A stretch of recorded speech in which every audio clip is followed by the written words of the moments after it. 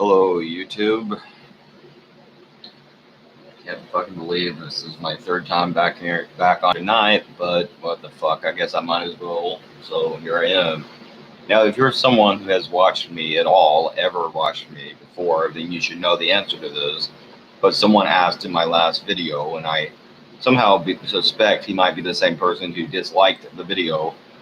Um, but someone asked me, was I fucking MAGA or do I support Make America Great Again? And that means, obviously, am I a Trump supporter? And the answer to that is no, I don't. And I do not see how Trump has been making America great again unless a disease pandemic and a housing crisis is your ideal of making America great again.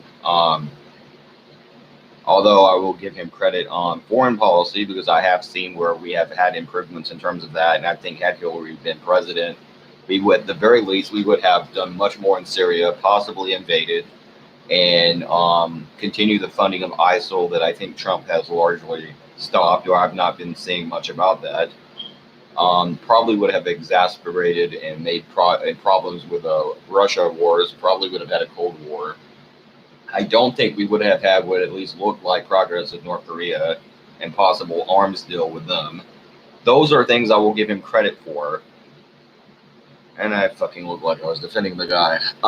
The point is, no, I don't support making America great again, or I don't support Trump anyways. As so far as a campaign goes, if I was to run his campaign for him, if I can catch your attention just for a minute, if you're giving me your attention, please. As far as running a campaign for the guy, if I was in charge of it, I would not run on this ideal of we've made it great, because he's playing very much the same as, from the opposite side, very much the same as Hillary played the last time. He's playing the same basic defense she played of, why do we need to make America great? It's already great. And it's only a shame that the Democrats didn't run Bernie Sanders to do very largely the same thing Trump did the last time. And let's talk about how it's not great. The major problems we have now that, if anything, in many ways is worse. To a certain extent, many of our problems are worse, and not just counting the pandemic. The pandemic, that was only expedited and expedited, or whatever, the problems we already had in America in terms of growing income inequality, foreign policy issues, a overfunded, over-budgeted military that Trump has spent more on, problems with criminal justice system that has especially affected Black people, issues between the genders, issues between men and women, issues in a number of different fields and things in the society. All this has done is it has expedited that and made it even more obvious. He's exposed the system more than anything, in my opinion. And on some level, it was almost worth the past 4 years because he has mismanaged the culture to a large extent, but he has also done so in such a way that, because the Democrats have such a hatred for him for one reason or another, they've exposed themselves almost in a way that if a Jeb Bush had won, or certainly had a Hillary Clinton won, we wouldn't have had or been able to expose the system, expose the establishment and the established order and or government in the way that we have. So we can now see the police violence, the Gestapo tactics of the police, the choking death of George Floyd, other police deaths. As I talked about recently, the destruction of a Black woman's home in North Carolina by the SWAT team looking for a person that wasn't even living there, caving in her roof. One of the SWAT team members caved in her roof. The now literal, and again, for all the free speech people bitching about college students, as annoying as they could be, and as much as many of them do, these people they're talking about do interfere with free speech rights, and they have mine before as well, by the way.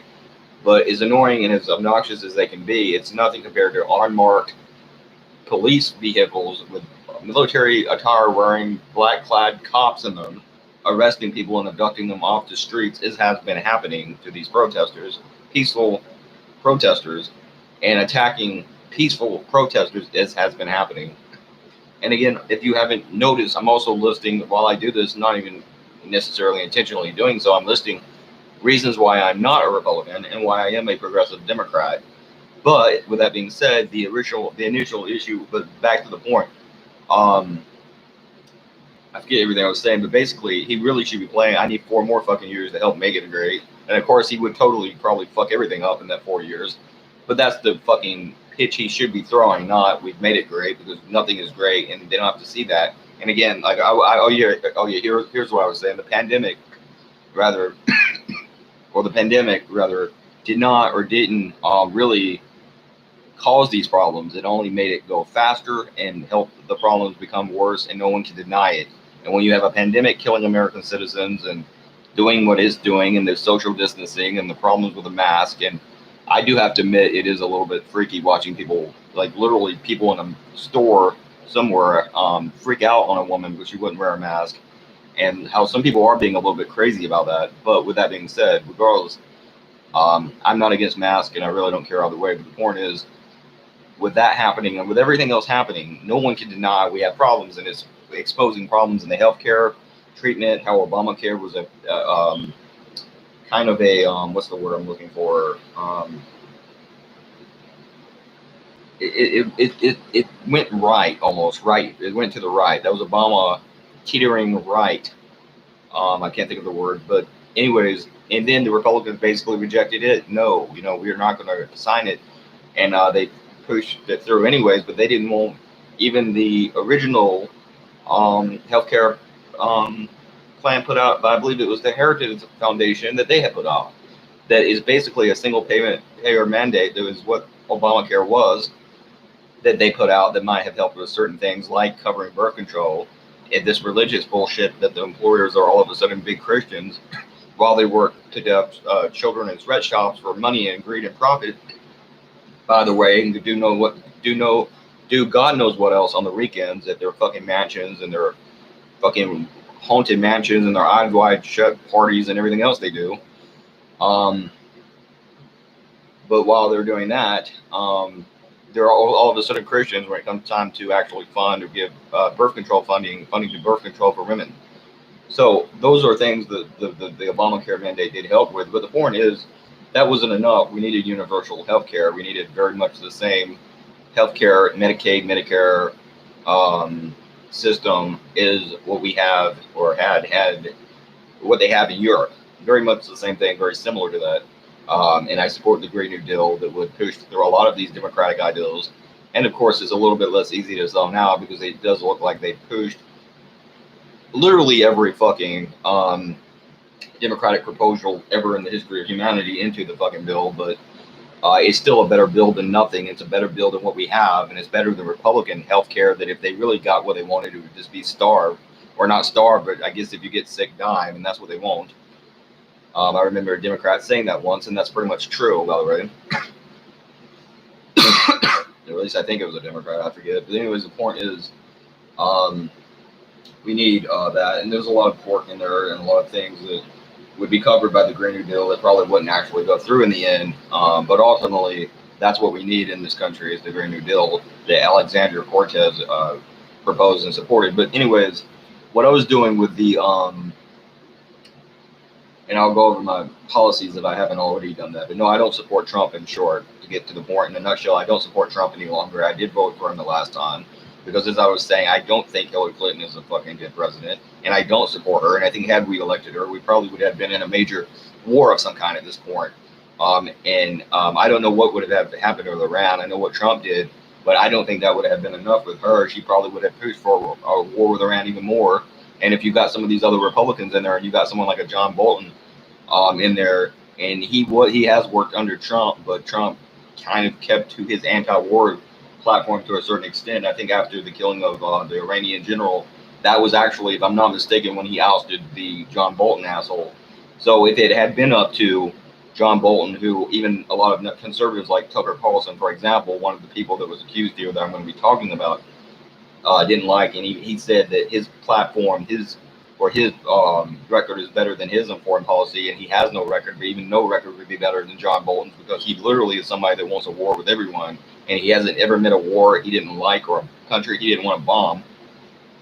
But again, he's a neoconservative war hawk, and he's a fucking foreign interventionist, and it ultimately comes down to that. So even the Tucker Carlsons of the world and the Alex Joneses of the world don't like him and don't like the guy, neither do I. But back to the point, Trump largely still stayed true to let's not go into these countries. Now, had a Hillary Clinton chosen someone like a John Bolton or someone on the left that might be similar to that, or had Jeb Bush or someone like that won the election and chosen someone like that, we could be in a world war right now with Russia, China, Iran, and a number of other countries. Who knows what could have happened had Hillary won? It could be just as bad about a number of things, and we could have a foreign policy issue too. Although I have no problem, she doesn't mind forcing federal policies on certain people like the mask and other crap. But the point being is, we could still be in a very bad situation had Hillary won, and I just did not like the person. I didn't vote for her, and I think she committed high treason. And one of the first signs that I had that Trump fucked us was not only did he not investigate, and first of all, let me say this actually, I'll start from her because I'm talking about her, but not only did he not investigate her and the emails and shit that she had done, but he didn't reinvestigate 9/11 either, and I've talked about that before, and I found that interesting because that was one of the things he ran on, and he even talked to Alex Jones about it, and he never ran on it. He never investigated it. But the point is, I don't support Trump, but I think what I was doing in my other two videos, in my last two videos, is not, or last video, it wasn't that, I didn't learn about that until after the one before it, but what I was doing was not even defending necessarily these three ass clowns, the Republican, Tucker Carlson, and the other two, Sean Hannity and the other guy, I'm sure have a lot less legitimacy than Tucker Carlson, who's losing whatever legitimacy he did have, and he's going right back to his neoconservative origins, and he's not being a proper populist, in my opinion. He's not being a populist, and by the way, it was working to an extent. I had watched before. I was watching at times until recently because I just couldn't take the anti-protester stick anymore, the anti-protester almost propaganda. I got tired of that, and but I had watched and I had defended him and before and said that he was one of the better people on the show. Kyle Kuklinski, whatever his name is, the Secular Talk, he has said before that he's one of the better propagandists on Fox News. People in the middle, or the moderates, and people towards the middle, whether they be more closer towards the right or left, doesn't matter. People in the middle have and has had in the past, or have in the past, listened to and watched Tucker Carlson, and he has a younger audience, in fact, and so forth. And part of the reason for that is because he isn't a Republican royalist like Tucker Carlson, and he isn't a neoconservative pushing for foreign policy regime changes and things in the way that O'Reilly did in the past. And he seems like a person who didn't used to at least promote his many trivial issues like fucking statues and other nonsense. But I wanted to simply say that, look, whether it's them or it's Ron Jeremy or it's Tucker or it's Joy Ryan or it's a number of other individuals, Justin Bieber and other people who have been accused by this Me Too lynch mob, it's getting to a point where not all of these fucking people possibly could have done it. At some point, one of these people is going to be exposed as having done this, and I don't want to hear this. The victims can't be scared to come forth bullshit. If they fucking lied and it's discovered they lied, then goddamn it, you need to run them through the fucking razor blade factory, literally like this. Run them through the mud the same damn way you would the men if they're the ones lying. Don't fucking goddamn let the chick off the hook, because this is getting to a point of absurdity, because every goddamn one and their fucking brother is being accused of a damn rape in this country. And that was my ultimate point. At what point does it come down to you? When it's you, does it then become possible that maybe the person lied? Or society's burden for you to have to agree with them about everything? Do you still fucking say, yeah, I guess I did? Where does it end? Does it have to be everyone else around you? Does it have to be you? At what point do you finally say enough? And at what point does this affect the poor and the people in the streets and the younger people and other people? And who's to say it hasn't already? Again, Brian Banks, sent to fucking prison, was accused of a rape, was let off, did not commit the rape. You're telling me people do not go to prison on false rape claims? It happens. And another thing I will say, while we're accusing people of rape here, one thing that I do find suspicious, that does strike me as odd, is one fucking person, the one person that has had a history, by the way, of sexual assault allegations going back, way back before any of this shit, was Bill Clinton. Was Bill Clinton, who, by the way, was Hillary Clinton's husband, and they lost because they couldn't make the pussy grabbing joke stick, you know. So they lost because of that. All of a sudden, this Me Too bullshit started happening, and it really started with Trump, if you remember. When that didn't work, they started accusing everyone else, including even other Democrats. But so the interesting thing here is she lost, and then they did this, and the one person they have not accused yet is Bill Clinton. Bill O still hasn't been accused once. Silly really hasn't been accused once. I find that odd. How did that go? Silly Billy's really. I'll go down. But the point is not to say he did anything, but I'm just saying. But again, so if you want to know who might have their hands in some of these things and people who fund some of these feminist projects and outlets, Bill Gates, Bill Clinton, two fucking people. Also, two huge fans of Jeffrey Epstein and his little plane. You know, the same guy who got knocked off in jail, who might have had information on other child sex trafficking rings, as in, you know, children, not adults, actual children being sexually assaulted. He might have had more information on other people connected to these rings. Again, I told you about the eyes wide shut parties. Yeah, it gets way weirder than that, I'm sure, with the rich people. But anyways, the point is, I don't think all of these people, and every single damn one of them who has ever been accused of everything, fucking did it. And at some point, you're going to have to ask the question, did they do it? Did they not do it? I don't fucking know, and you don't fucking know. But don't fucking say that all these people are guilty and fucking rush to judgment and fucking convict them of a crime before there's any proof provided against them. And again, that is the backwards version of American justice, where it's not trial by public, it's trial by court. It's trial by courtroom, and it's not guilty until proven innocent. It's innocent until proven guilty. The assumption of innocence is still on. The assumption of innocence is still given to them, and the burden of proof of guilt is still on the fucking accuser, not them. I can't accuse someone of murder and then, goddamn it, just say, well, you know, he can't prove he's innocent. This should be no different. And this bullshit, another thing about you shouldn't attack the accuser. Well, it depends on if they're lying.